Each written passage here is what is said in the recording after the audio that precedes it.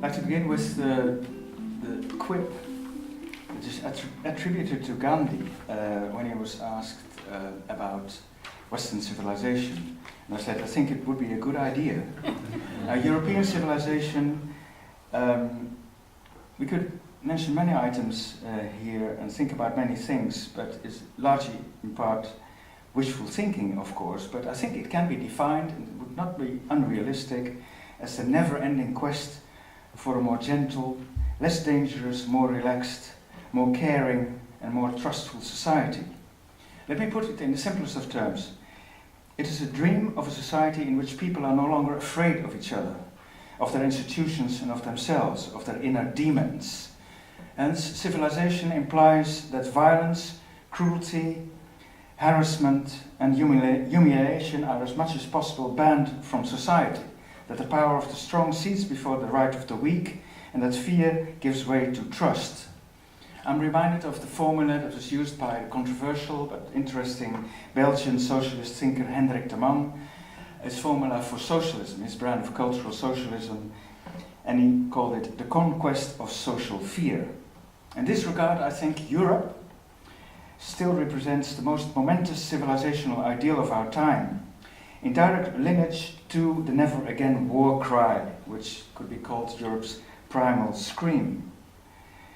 This peace ideal, of course, is especially relevant and salient here in Northern Ireland, where you have the legacy of the civil wars and the scars all over West Belfast and Londonderry. And just to give you one example of these that you all know is how, let's say, European Union and the idea of peace are combined here in this picture of the Peace Bridge in Derry.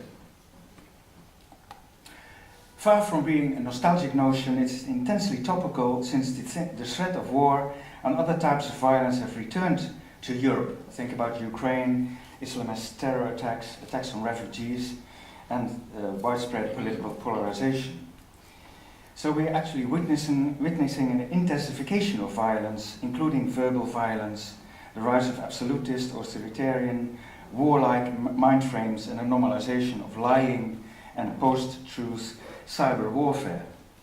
Now, on this definition, the two political earthquakes of 2016, Brexit and the Brexit plus of the election of Donald Trump to the White House, might well be seen as regressive moments in civilization, a black slide in civilization.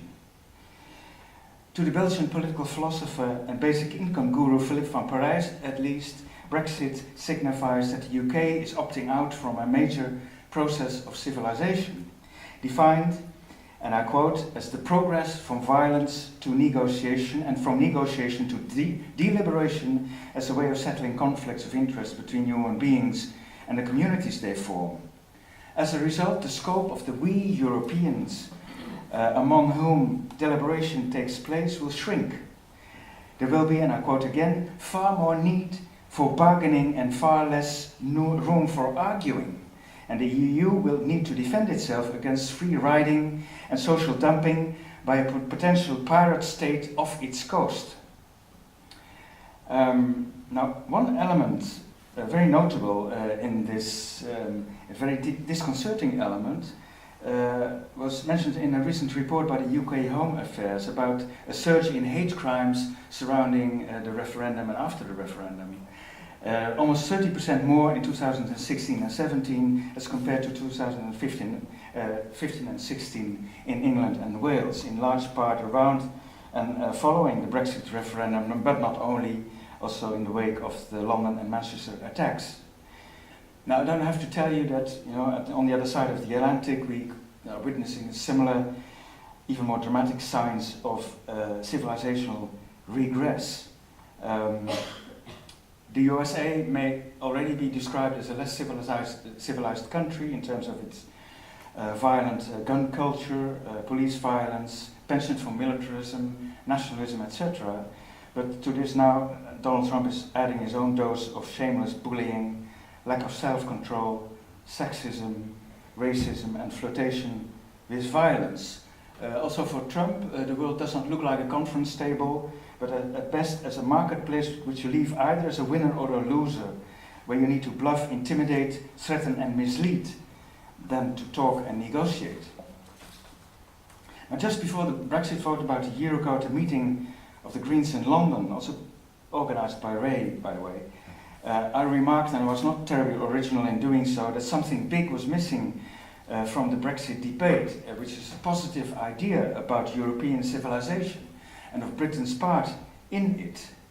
The standoff was effectively between more radical and more moderate Eurosceptics who betted on negative emotions and escalated their favorite scare stories. What was missing, with a few exceptions, I'm thinking of some Lib Dems and Greens, I'm thinking of Gordon Brown, for example, of the Conquest think tank, but generally the Remainers also failed to make a more principled, value-based, indeed nobler case for Britain in Europe and for a more European, which in my context means a more civilized Britain. Now there seem to be two ways of addressing or listening to or representing, taking seriously people's concerns and grievances. Either you bow down to the lower human impulses and elevate these into the norm, or you make an effort to lift people up to their better selves, which takes a little more moral and political courage. Now, I've seen recently in Austria, during the Austrian elections, that politicians such as Sebastian Kurz and, of course, also Karl-Heinz Strache service to people's baser instinct instead of tapping into and attempting to strengthen their positive energies. In the Netherlands, likewise, after the last elections, a new right-wing government has identified the angry citizen as the normal citizen. So there's a kind of normalization of the angry citizen here. And you see this all across Europe. So for those who think that Europe might have been saved after the French elections, and actually the Dutch and French elections, please wake up. But maybe not in terms of direct wins of the populist parties themselves, but of mainstream parties, especially Christian democratic parties, taking over a part of their thunder, stealing their thunder. So Europe is still moving to the right, but in different terms, of the mainstream becoming more populist.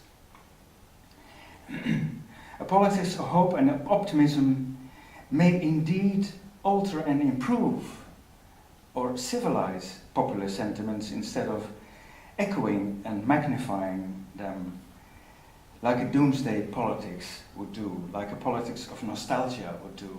And I think nostalgia is perhaps the first and last article of populist belief. Because it all comes down to the idea that the past was better. The past was better, men were still men, women still women, gays did not exist. Jobs and professions lasted until death. There were no strangers, there were no Muslims. Everyone was white, everyone spoke English, or in my case Dutch. And now everything is, of course, is changing, and it's changing rapidly and ever faster, and for the worse.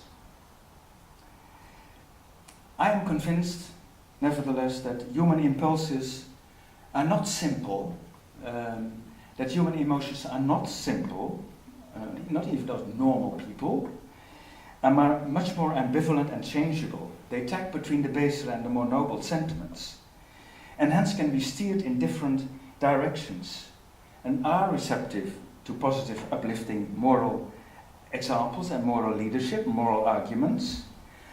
Leadership, for example, which is not afraid to confront the will of the people, not mirror the will of the people, but it's not afraid to try to reshape the will of the people.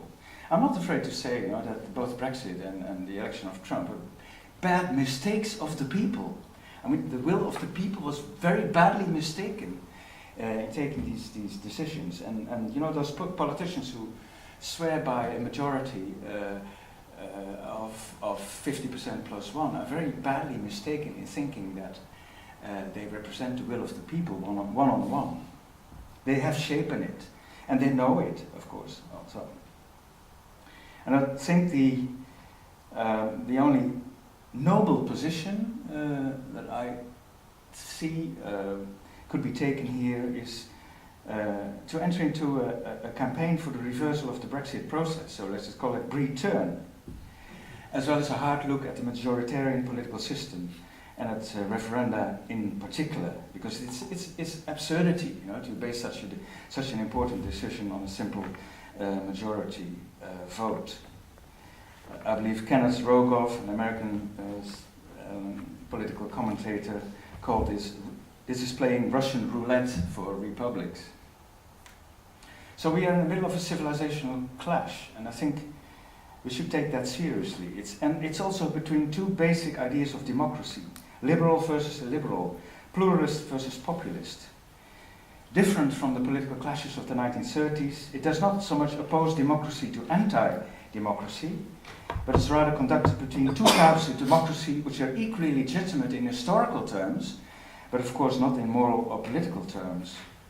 While liberal or pluralist democracy includes institutional checks and balances, accommodates cultural differences, is protective of minority rights, and embraces cosmopolitan values, as well as attitudes of moderation, compromise and self-criticism, the plebiscitary or populist type tends to interpret democracy literally.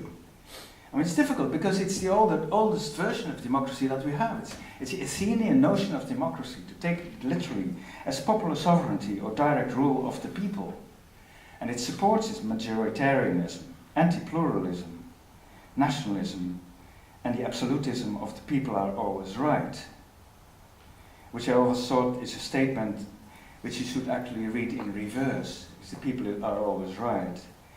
Because the populists simply call people whoever they think is right, whoever shares their views, and they call elite whoever is wrong and opposes their views. So that's the struggle that we are in the middle of, and my hope is that something like a broad church of the social democratic green left, which is still, you know, in formation in several countries in Europe, will rise to this challenge and reanimate this ideal of civilization and democratic pluralism, and in doing so recover its moral pride and political courage, indeed recover its political nobility. Thank you so far.